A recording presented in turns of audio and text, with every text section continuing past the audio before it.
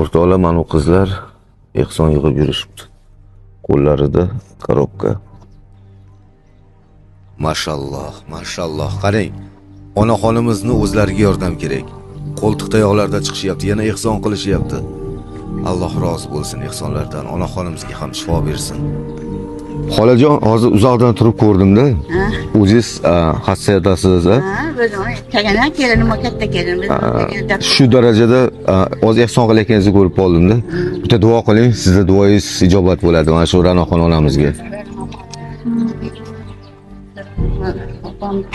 Doim shifo bersin, ko'pga bersin, ko'p qatorda shifo bersin. Doim bolalariga bosh bo'lib, to'ylariga bosh bo'lib, Rahmat. Donor qizini o'zlari iloji boricha yordam beringlar, qo'lingdan kelganicha. Xalq birlashsa hech gap emas-ku. Hozir bir holatdan ta'sirlandim-da. O'zi yordamga muhtoj bir onaxonimiz chiqyapti, yana sizlarning ehson qutilaringga pul solyapti.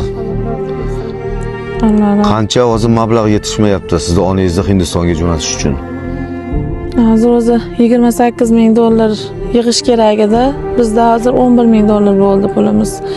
Endi qolganini ham tezlashtirib, iloj bo'lsa vaqtliroq yo'lga chiqishimiz kerak. Xalq qo'llasa hech gap emas-da, bittasi yig'ib nima qiladi. Jo'natish kerak, Hindistonga kechikmasdan. Sizda kimingiz bo'ladi kasal? Yaqin Demak kasal onamizni qizlari sizni dugonangiz bo'ladi. Dugonangizga yordamga chiqqansiz.